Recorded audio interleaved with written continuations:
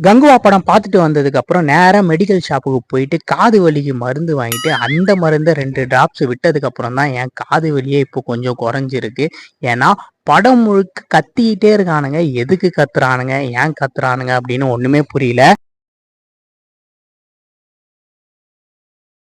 நம்ம music director DSP இருக்காருல்ல, அவர் மேல நான் ஒரிஜினல் டிஎஸ்பி கிட்ட போயிட்டு கம்ப்ளைண்ட் கொடுக்க போறேங்க. என் காது கேட்காம போச்சுன்னா அதுக்கு ஒரே காரணம் வந்து மியூசிக் டைரக்டர் டிஎஸ்பி மட்டும்தான். Why black? Sham black.